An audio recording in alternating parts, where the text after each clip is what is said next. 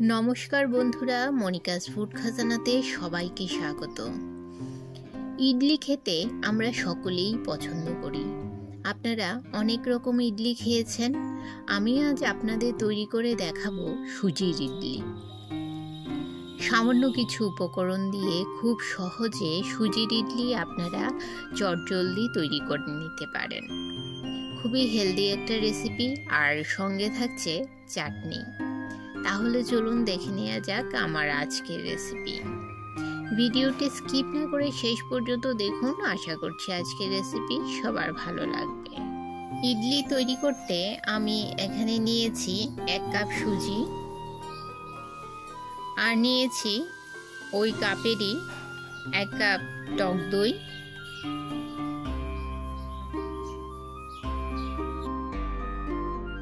সুজির সঙ্গে টক দইটা খুব ভালো করে মিশিয়ে নিতে হবে।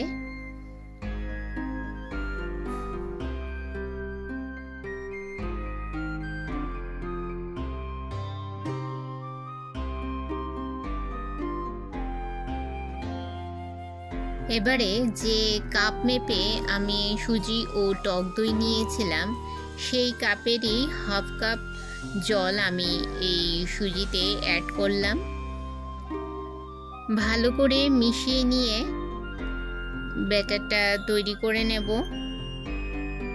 এবারে সুজির ব্যাটারটা ঢাকা দিয়ে কিছুক্ষণ রেখে দেব যাতে সুজিটা ফুলে যায়।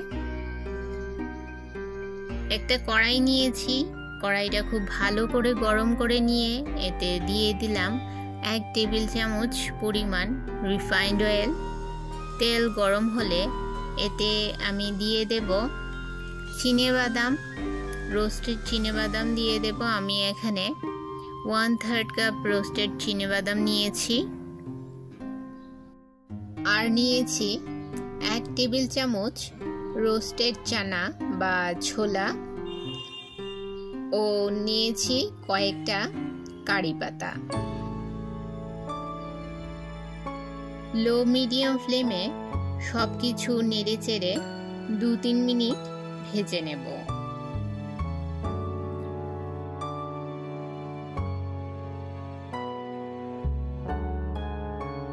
বাদামগুলো কিছুক্ষণ ভেজে নিয়ে গ্যাসের ফ্লেম বন্ধ করে দেব ও বাদামগুলোকে ঠান্ডা করে নেব।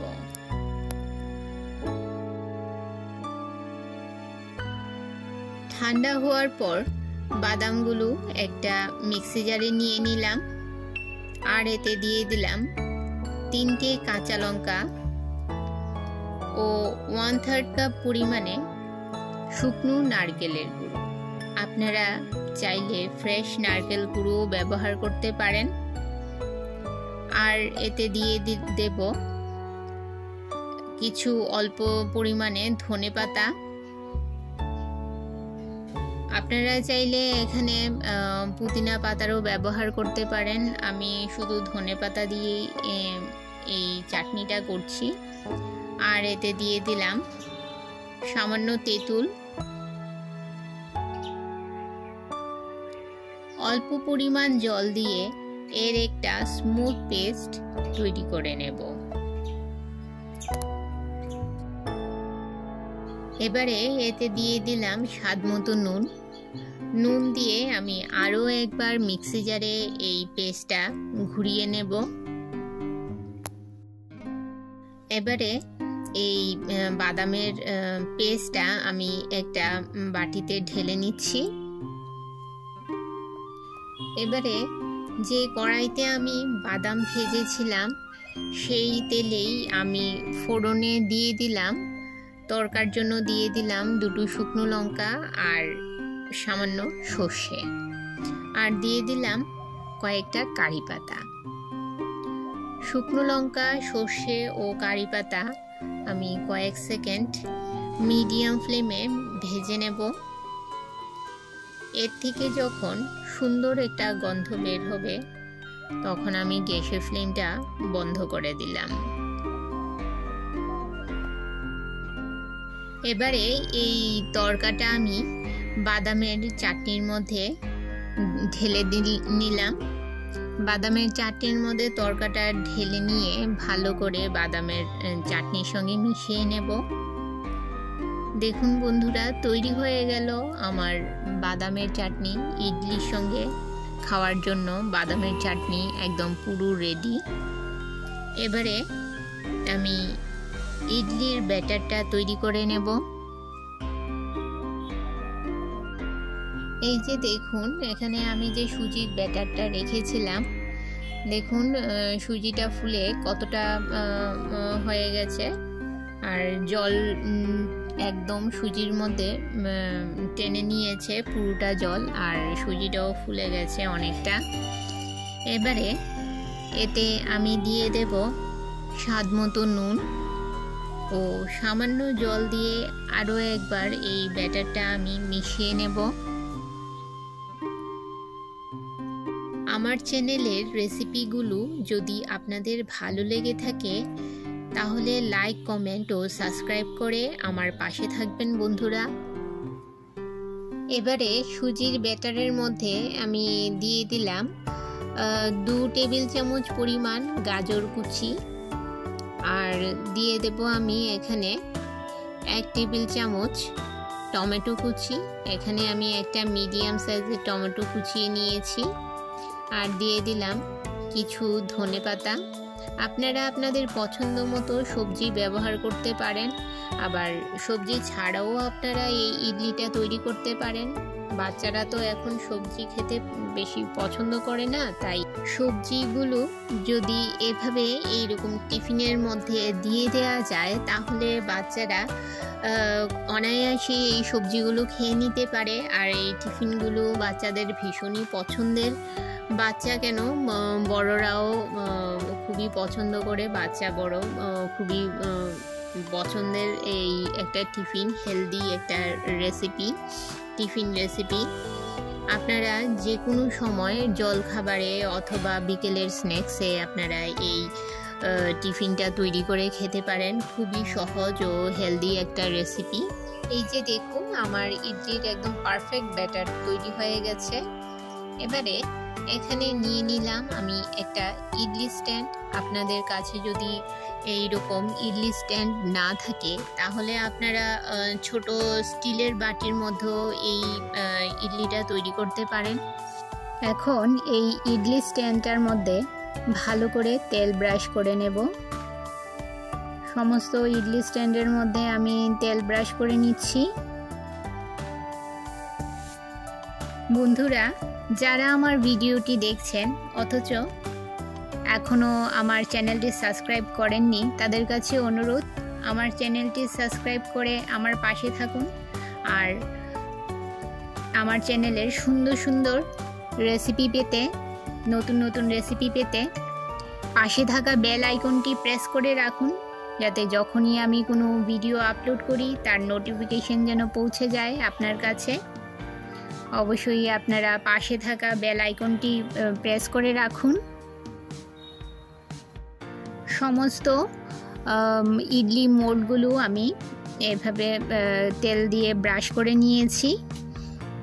এবারে আমি যে ইডলির ব্যাটারটা তৈরি করে রেখেছিলাম সেই ব্যাটারের মধ্যে এখন দিয়ে দেব 1 প্যাকেট ইনো, আর এতে দিয়ে দেব সামান্য জল, যাতে ইনোটা খুব সহজেই এই ব্যাটারের মধ্যে মিশে যায়। এর জন্য আমি সামান্য জল দিয়ে দিলাম। জল দিয়ে খুব ভালো করে এই ইনোটাকে আমি সুজির ব্যাটারের সঙ্গে ভালোভাবে মিশিয়ে নেব।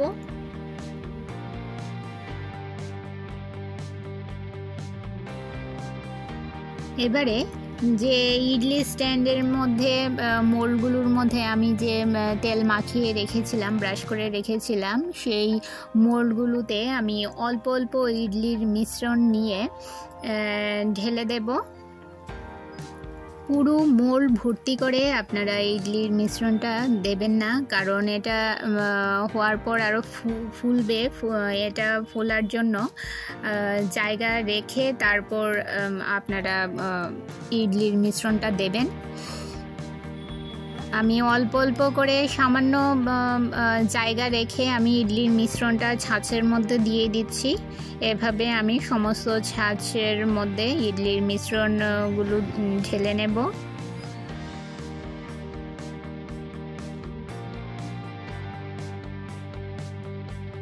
আমার চ্যানেলের রেসিপিগুলো আপনাদের কেমন লাগে অবশ্যই আপনারা কমেন্ট করে জানাবেন বন্ধুরা। আর এই রেসিপিটা কেমন হয়েছে সেটাও কমেন্ট করে জানাবেন। আর ভালো লাগলে শেয়ার করবেন আপনাদের আত্মীয় ও বন্ধুদের কাছে। আর যেসব বন্ধুরা এখনও আমার চ্যানেলটি ভিডিওটি লাইক করেনি তারা অবশ্যই একটা লাইক করে দেবেন। আপনাদের একটা লাইক ও একটা কমেন্ট আমাকে আরও উৎসাহ যোগায়, নতুন নতুন ভিডিও বানাতে উৎসাহ যোগায়। আপনারা আমাকে অনেক ভালোবাসা দিয়েছেন, আমার পাশে আছেন, আগামী দিনেও জানি আমার পাশে থাকবেন। আমি আগে থেকেই একটা পাত্রে কিছুটা জল গরমে বসিয়ে রেখেছিলাম। জল গরম হয়ে গেছে, এবারে ইডলি স্ট্যান্ডটা সেই পাত্রে বসিয়ে দিলাম। একটা ঢাকা দিয়ে আমি 15 থেকে 20 মিনিট এই ইডলিগুলো স্টিম করে নেব। 20 মিনিট পর ফিরে আসছি বন্ধুরা। হ্যাঁ, 20 মিনিট পর ঢাকা সরিয়ে আমি ইডলিগুলো দেখে নিচ্ছি। একটা ছুরির সাহায্যে আমি ইডলিগুলো চেক করে নিচ্ছি হয়েছে কিনা। ইডলিগুলো একদম পারফেক্ট কুক হয়েছে। এখন এই গরম অবস্থায় আমি ইডলিগুলো মোল্ড থেকে তুলবো না, কারণ গরম অবস্থায় তুললে ইডলিগুলো ভেঙে যেতে পারে। তাই ইডলি স্ট্যান্ডটা তুলে আমি বাইরে রেখে ইডলিগুলো আগে একটু ঠান্ডা হতে দেব। ঠান্ডা হওয়ার পর আমি মোল্ড থেকে ইডলিগুলো ছাড়িয়ে নেব। একটা চামচের সাহায্যে আমি ইডলিগুলো মোল্ড থেকে ছাড়িয়ে নিচ্ছি। এই যে দেখুন বন্ধুরা, কত সহজে মোল্ড থেকে ইডলিগুলো উঠে এসেছে। দেখুন কতটা পারফেক্ট কুক হয়েছে, একদম নরম স্পঞ্জি। ব্রেকফাস্ট রেসিপি আপনারা বাড়িতে এই রকমভাবে ব্রেকফাস্ট তৈরি করে বাচ্চাদের টিফিনে বা জল খাবারে আপনারা এইরকম হেলদি ব্রেকফাস্ট তৈরি করে নিতে পারেন। এবার সাজিয়ে নেব। আমি বাদামের চাটনির সঙ্গে এই ইডলিগুলো সার্ভ করছি। আপনারা চাইলে সঙ্গে অন্য অন্য চাটনি বা সাম্বার সঙ্গেও এই ইডলিগুলো পরিবেশন করতে পারেন। বিকেলের সকালের জলখাবার কিংবা বিকেলের স্ন্যাক্সে এটা একটা দারুণ রেসিপি। আমার আজকের রেসিপি আপনাদের কেমন লাগলো বন্ধুরা অবশ্যই কমেন্ট করে জানাবেন। তাহলে বন্ধুরা আজকে এই পর্যন্তই, আবার দেখা হবে আরেকটি নতুন ভিডিওতে নতুন রেসিপি নিয়ে। সবাই ভালো থাকবেন, সুস্থ থাকবেন।